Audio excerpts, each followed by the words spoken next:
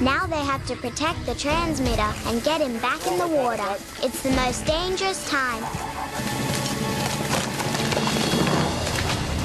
Great job. And crikey, I am learning so much about crocodiles. This is history. My granddad, Poppy. 3 generations of crocodile hunters on the job. Hold there, steady as you can. Yeah. That's good. Poppy taught my dad, and then my dad learned more from his own experiences. Dad was the best in the world at what he did. He lived with crocs and snakes and knew how they thought. He was responsible for a capture team of 30 or 40 people. They never once had a problem being bitten or hurt. This was such a special day, watching my dad and my Poppy working together, and me being able to help as well.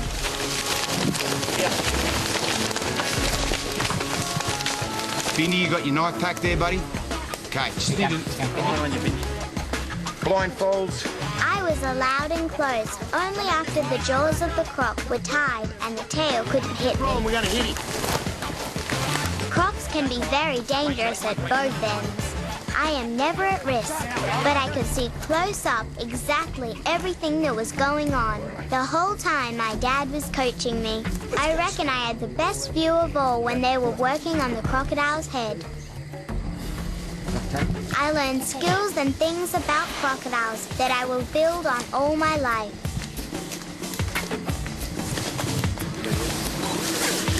Small pocket knife in a minute, sweetheart. Yeah, that's a good girl. Hang on to him, boys. Now, I want you to work out that front leg there, Dan. While the radio trackers were being stuck on, I did first aid on the crocodiles. They get a lot of battle scars from life in the wild. And this is my chance to help them heal better with antiseptic spray. Building! Back up, Bindy. Dad knows crocodile behavior so well. As soon as there was danger, he kept me away and let me back when it was safe. Some over here, too. Part of my job is to be the crocodile. Back up! That's it, Bindy, sir. You're a good girl. Action. Got a pretty important job there, haven't you? Uh-huh. Part of my job is to be the crocodile's nurse and to help it with any... Back up, babe. Here we go. Hang on to him, fellas. The documentary lessons continue. When you're with a huge crocodile, it can be so hard to do what you've got to do, and even harder to say what you've got to say. But my dad taught me perseverance. 3 large tail thrashers. Take 'em. And spray away, Ben. Spit there. Action. Part of my job is to be the croc's nurse and help it with any wounds. So the boys are attaching the hardware. Professor Franklin and Dr. Pete are taking great patience and skill to actually get a good attachment so it doesn't come off. Steve-O, we're ready to roll. Bye, Agon. I'll miss you. Looking good. See you, boy. Be good. You know what? I think we're doing where we stand here, boys. My dad knows the croc will head straight out for water, almost every time. But he also knows wild animals can be unpredictable. That's why I have to get away from the release. For that one time when the crocodile does something unpredictable. One more croc to go, and she is something special. I named her Kate. We think this is a female croc, so the girls are gonna jump her.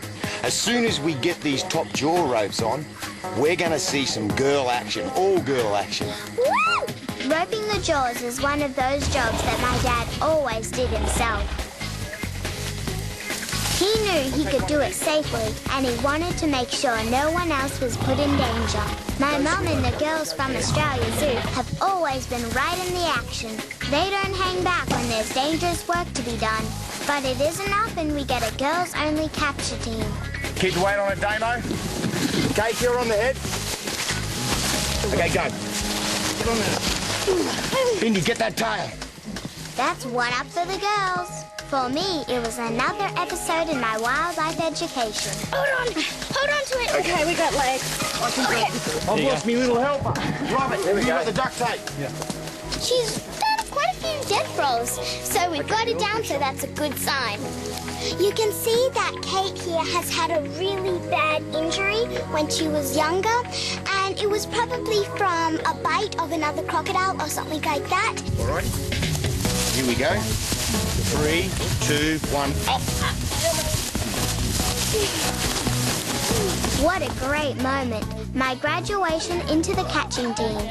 That summer was a time of my life that I will always remember. My dad truly made me feel like I was a third-generation crocodile hunter, and that makes me feel so proud. Good work for the girl. Woo, go, Finn. My daddy, the crocodile hunter, will always be remembered for conservation work and his passion for saving wild animals. He bought large chunks of land in the outback as sanctuaries for wildlife. He put a stack of money and time into research projects with the university and national parks to learn more about crocodiles. He built the Australian Wildlife Hospital to save injured animals.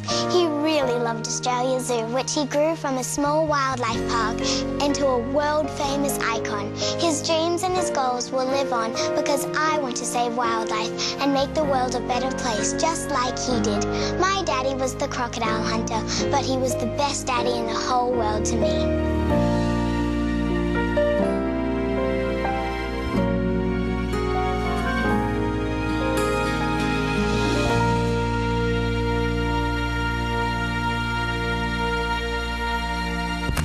My dad was a great man, part conservationist, part Tarzan. He knew things he would teach me, like how to surf a wave down the beach. We'd ride a motorbike, we'd pitch a tent, yeah, tie a water fight just for fun. Well, traveling the world was a big adventure. Living with my dad was a bigger one.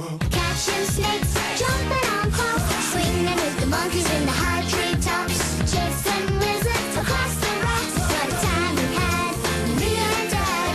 Sometimes shooting for a silver screen, sometimes jumping on the trampoline.